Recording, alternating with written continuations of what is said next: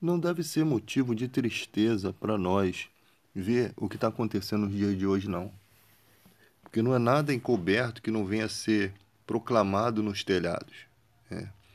Se hoje as pessoas estão tomando conhecimento de tudo que se passa em supostos cristãos, líderes de igreja, isso daí, a um nível em massa, eu fico muito feliz, porque eu sempre falei desses acontecimentos.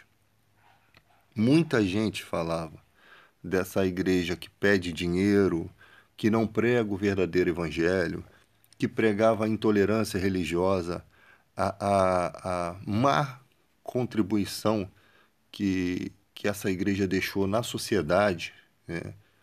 A marca é o que nós estamos tentando reparar hoje.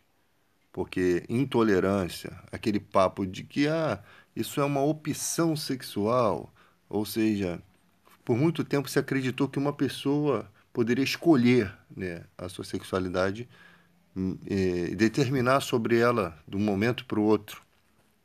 Então eu fico muito feliz por ver que as pessoas estão enxergando que tem algo errado. Porque o pior passamos séculos, passamos, acho que não vou falar de décadas, né? Em que esses charlatões ficaram no poder, enriqueceram, se engrandeceram, tá? E passamos décadas assim. Então, agora chegou o momento da verdade. Não se sabe por que exatamente nesse momento se teve uma pandemia. Eu acredito que essa pandemia ela neutralizou uma ação mundial, né? Uma ação global. Eu acredito que, mesmo sendo uma coisa ruim, mas foi algo que teve que mexer com toda a economia para bagunçar projetos que a gente não conhece, tá? Que poderia causar anos de escravidão. Eu acredito que essa pandemia neutralizou no mundo todo um processo de escravidão mundial, onde esses grandes homens que ficam por trás do dinheiro, né, os banqueiros, essa galera toda, estavam maquinando um ataque geral para tomar, né, todos os países. Então, primeiro você começa com uma grande gama de países, né? Uma grande mancha no mapa, e depois você começa a tomar o mundo com aquela ideologia. Tá? Então, poderia não ocorrer em todos os países, mas o complô era tão grande que poderia manchar todos os países. Então, essa pandemia ela chega exatamente no momento, isso me causa estranheza, tá? Isso me causa estranheza. Eu nunca gostei de falar de política e religião, mas nesse momento tivemos que falar de política porque a política e a religião estão entranhadas, uma protegendo a outra. A falsa religião, né? O charlatanismo, ele é protegido pela política, né? Então há um sistema que está ali manipulando essas opiniões públicas, manipulando mídias, manipulando situações a ponto de terem pessoas inteligentes, mas que não conseguem se dar conta de tanta estupidez naquilo que eles acreditam como verdade. Então, a maioria das pessoas que você tem são pessoas de baixa escolaridade, pessoas que trabalham muito e ganham muito pouco, que não têm tempo para meditar nas questões que são jogadas na internet. Elas não têm tempo para se aprofundar. Isso é uma grande massa de pessoas que qualquer discurso, ainda que ridículo, né, esse discurso consegue passar como uma verdade absoluta, entende? Então, é que realmente tem pessoas que, mesmo você explicando, essas pessoas não vão entender, porque primeiro se enche o coração da pessoa de um preconceito a respeito de algo, e depois aquela verdade, ela já não tem mais força, né? Como a própria Bíblia diz que o coração ofendido, ele é como as trancas de um castelo. As trancas se trancam por dentro, né, com aquela travessa de madeira. Só quem está dentro consegue abrir. Só quem está dentro pode abrir se quiser abrir. Então, primeiro eles colocam algo muito ruim acerca de alguém, contaminam totalmente aquela imagem e depois a verdade já não entra mais ali. Por quê? Porque há uma crosta de maus pensamentos a respeito daquele cidadão que já está protegendo, né, filtrando tudo que vem. Entende? Isso é um ataque maligno. Isso é um ataque maligno. Porque uma coisa que vocês precisam entender sobre a mentira é que ela pode até se parecer com a verdade, mas ela não permanece para sempre. E a verdade, ela sim permanece, ela ultrapassa épocas, ela ensina, ela instrui e ela é imutável. Mas a mentira, ela pode se parecer muito com a verdade, mas com o tempo ela cai por terra. Com o tempo ela se desmorona, enquanto a verdade ela fica firme, com uma árvore plantada na rocha, onde as tempestades vêm, aonde a ventania, as ondas podem tentar contra ela, mas ela está enraizada numa estrutura eterna. Isso é a verdade. Ela permanece, tá? Então, eu não fico triste com o que está acontecendo, porque isso já estava acontecendo há muito tempo. E esse é o melhor momento que nós estamos vivendo, porque é um momento de transformação, ou seja, tudo está sendo manifestado por Deus para que as pessoas possam, as pessoas de bem possam subjugar a mentira. Elas possam ter a oportunidade de massacrar de vez a mentira. As mentiras, né? Elas se resumem à mentira e ao pai da mentira, tá? Então, o que Deus está fazendo é manifestando o estado da igreja, o estado das pessoas que estavam na igreja. Como que elas foram capazes de dar ouvido a tamanha ignorância, tamanha estupidez, tamanha maldade, pessoas que se dizem cristãs, mas que estão com preconceito. Olha, vocês depois não vêm pedir emprego aqui, não. Um emprego que é uma coisa que vai sustentar uma família, que vai tirar uma pessoa da fome, é jogado na cara simplesmente porque uma pessoa ela não é obrigada a votar em quem você quer. Mas você acha que tem que ser da sua forma. Não se respeita a democracia, não se respeita o direito dos outros. E se usa um argumento de que eu sou chefe, eu sou aquele que tem uma empresa. Quando você contrata um trabalhador, você não contrata ele de graça. E você não contrata de graça, você paga o salário dele. E ele te retribui, não sai de graça para você também não. Ele retribui, ele trabalha. Não tem o que o trabalhador dever ao seu patrão. O trabalhador não deve nada ao seu patrão. E assim como o patrão também não deve nada a ele.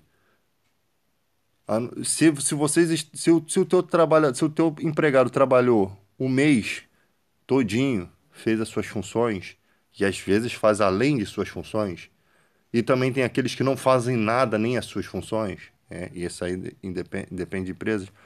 Mas se o trabalhador fez as suas obrigações, né, cumpriu as suas obrigações, recebeu o salário, ninguém deve nada a ninguém.